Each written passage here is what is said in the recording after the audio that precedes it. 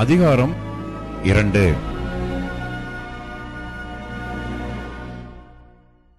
இவைகளுக்கு பின்பு ராஜாவாகிய அகாஸ்வேருவின் உக்கிரம் தணிந்தபோது அவன் வஸ்தியையும் அவள் செய்ததையும் அவளை குறித்து தீர்மானிக்கப்பட்டதையும் நினைத்தான். அப்பொழுது ராஜாவை சேவிக்கிற அவனுடைய ஊழியக்காரர் அவனை நோக்கி, ரூபவதிகளாயிருக்கிற கன்னி பெண்களை ராஜாவுக்காக தேட வேண்டும். அதற்காக ராஜா தம்முடைய ராஜ்யத்தின் நாடுகளில் எல்லாம் விசாரிப்புக்காரரை வைக்க வேண்டும். இவர்கள் ரூபவதிகளாயிருக்கிற சகல கன்னி பெண்களையும் கூட்டி சூசான் அரமனையில் இருக்கிற கன்னிமாடத்துக்கு அழைத்து வந்து ஸ்திரீகளை காவல் பண்ணுகிற ராஜாவின் பிரதானியாகிய ஏகாயின் வசத்திலே ஒப்புவிக்க வேண்டும்.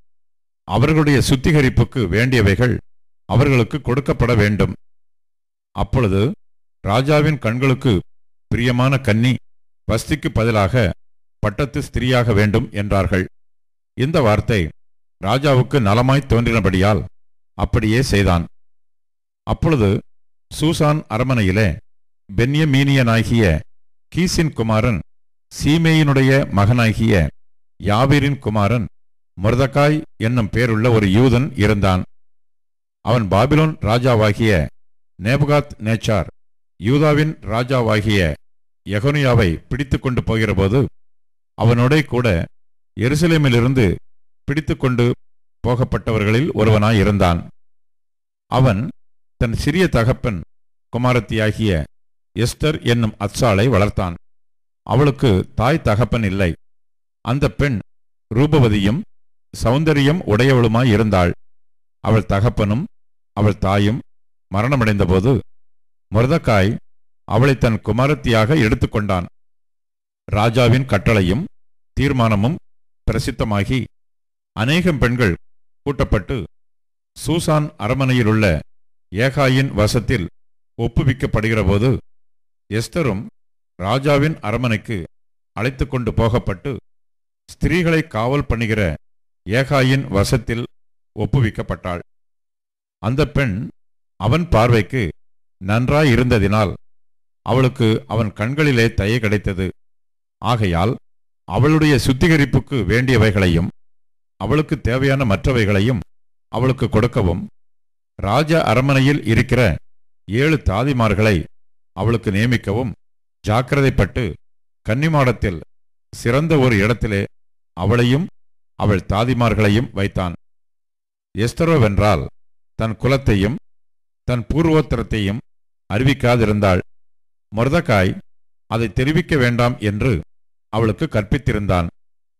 எஸ்தருடைய சுக செய்தியையும் அவளுக்கு நடக்கும் காரியத்தையும் அறிய மொர்தெகாய் நாடோறும் கன்னிமாடத்து முற்றத்துக்கு முன்பாக உலாவுவான்.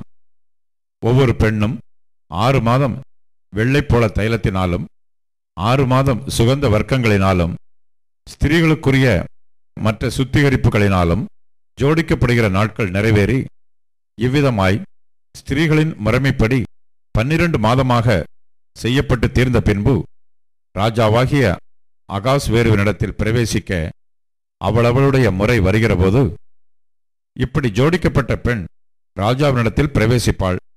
கன்னிமாடத்திலிருந்து தன்னோட கூட ராஜ அரமனைக்கு போக அவள் தனக்கு வேண்டுமென்று கேட்பவையெல்லாம் அவளுக்கு கொடுக்கப்படும்.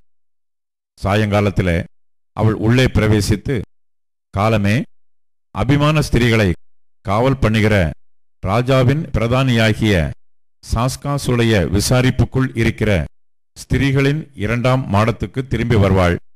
ராஜா தன்னை விரும்பி பேர் சொல்லி அழைப்பித்தாலொழிய அவள் ஒருபோதும் ராஜாவினிடத்தில் பிரவேசிக்க கூடாது. மொர்தெகாய் தனக்கு குமாரத்தியாய் ஏற்றுக்கொண்டவளும் அவன் சிறிய தகப்பனாகிய அபியா ஏலின் குமாரத்தியுமான எஸ்தர் ராஜாவினிடத்தில் பிரவேசிக்கிறதற்கு முறை வந்தபோது அவள் ஸ்திரீகளை காவல் பண்ணுகிற ராஜாவின் பிரதானியாகிய ஏகாய் நியமித்த காரியமே அல்லாமல் வேறொன்றும் கேட்கவில்லை. எஸ்தருக்கு தன்னை காண்கிற எல்லார் கண்களிலும் தயை கிடைத்தது. அப்படியே எஸ்தர் ராஜாவாகிய அகாஸ்வேரு அரசாளுகிற 7ஆம் வருஷம் தேபேத் மாதமாகிய 10ஆம் மாதத்திலே ராஜாவினிடத்தில் அரமனைக்கு அழைத்து கொண்டு போகப்பட்டாள். ராஜா சகல ஸ்திரீகளை பார்க்கிலும் எஸ்தர் மேல் அன்பு வைத்தான். சகல கன்னிகளை பார்க்கிலும் அவளுக்கு அவன் சமூகத்தில் அதிக தயையும் பட்சமும் கிடைத்தது. ஆகையால் அவன் ராஜ கிரீடத்தை அவள் சிரசின் மேல் வைத்து அவளை வஸ்தியின் ஸ்தானத்திலே பட்டத்து ஸ்திரீயாக்கினான். அப்பொழுது ராஜா தன்னுடைய எல்லா பிரபுக்களுக்கும் ஊழியக்காரருக்கும் எஸ்தர் நிமித்தம் ஒரு பெரிய விருந்து செய்து நாடுகளுக்கு சலக்கரணை உண்டாக்கி ராஜ ஸ்திதிக்கு தக்க வெகுமானங்களை கொடுத்தான். இரண்டாந்தரம் கன்னிகைகள் சேர்க்கப்படும்போது மொர்தெகாய் ராஜாவின் அரமனை வாசலில் உட்கார்ந்திருந்தான். எஸ்தர் மொர்தெகாய் தனக்கு கற்பித்திருந்தபடி தன் பூர்வோத்தரத்தையும் தன் குலத்தையும் தெரிவிக்காதிருந்தாள். எஸ்தர் மொர்தெகாய் இடத்திலே வளரும்போது அவன் சொற்கேட்டு நடந்தது போல இப்பொழுதும் அவன் சொற்கேட்டு நடந்து வந்தாள். அந்நாட்களில் மொர்தெகாய் ராஜாவின் அரமனை வாசலில் உட்கார்ந்திருக்கிற போது வாசல் காக்கிற ராஜாவின் 2 பிரதானிகளாகிய பிக்தானும் தேரேசும் வர்மம் வைத்து ராஜாவாகிய அகாஸ்வேருவின் மேல் கை போட வகை தேடினார்கள். இந்த காரியம் மொர்தெகாய்க்கு தெரிய வந்ததினால் அவன் அதை ராஜாத்தியாகிய எஸ்தருக்கு அறிவித்தான்.